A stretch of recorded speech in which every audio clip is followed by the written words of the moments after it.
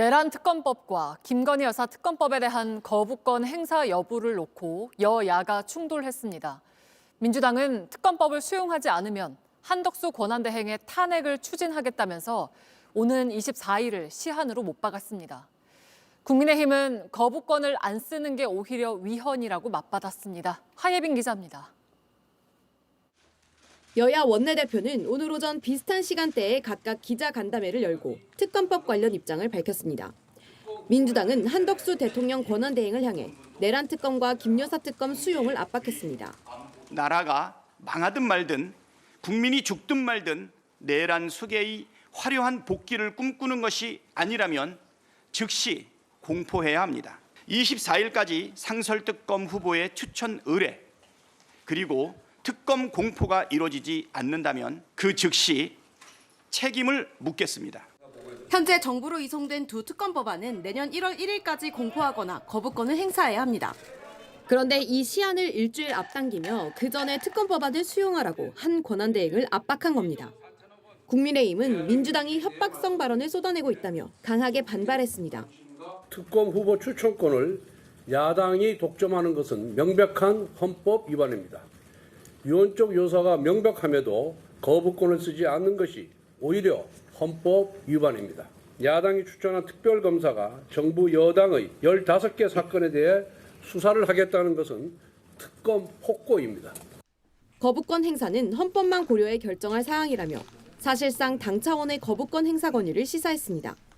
여야는 헌법재판관 임명을 놓고도 대치를 이어갔습니다. 민주당은 인사청문회를 거쳐 임명 절차를 마무리한다는 계획입니다. 국민의힘은 권한쟁의 심판 제소를 검토하는 등 법적 다툼을 예고했습니다. JTBC 하혜빈입니다. 뉴스룸을 시작하겠습니다. 윤석열 대통령의 파면과 구속을 촉구하는 농민들이 트랙터를 몰고 서울에 올라오는 걸 경찰이 막으면서 어제부터 남태령역 일대에서는 밤샘 대치 상황이 벌어졌습니다. 조금 전에 대치가 끝나고 일부 트랙터를 탄 농민들이 한남동 대통령 관저 앞으로 가고 있습니다. 현장에 가 있는 저희 취재기자 연결하죠. 자, 심가은 기자, 지금 어디 있습니까? 네, 트랙터를 탄 농민과 시민들은 오후 4시 정도까지 남태령역 인근에서 집회를 이어가다가 한남동 대통령 관저 인근에 있는 한강진역으로 이동했습니다. 시민들은 이곳 사당역까지 행진을 하다 지하철을 이용해 대통령 관저로 향했는데요.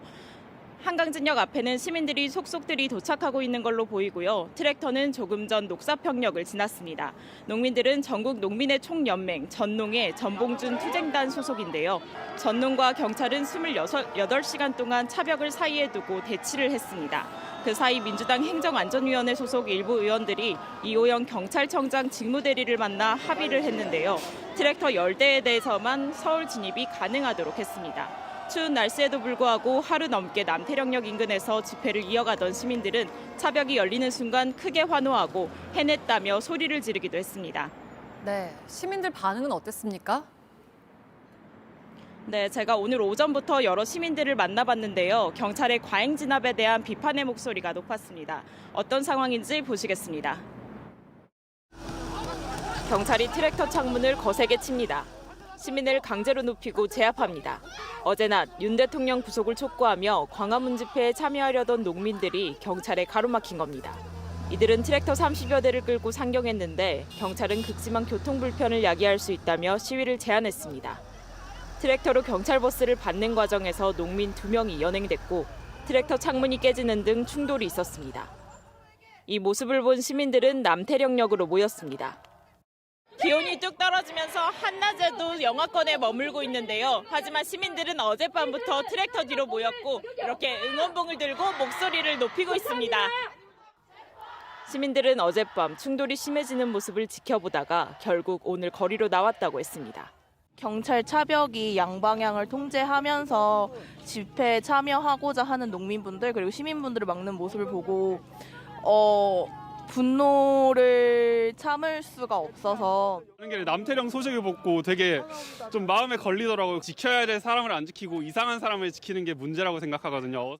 한 변호사는 경찰의 과잉 진압이 위법적 소지가 있다며 방배 경찰서장을 고발하기도 했습니다. 네, 그리고 윤 대통령은 오늘도 관저에서 나오지 않고 있죠?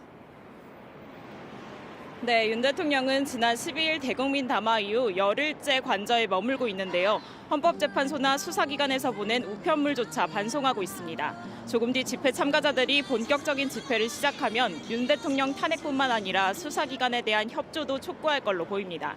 지금까지 사당역에서 JTBC 심가은입니다. 네.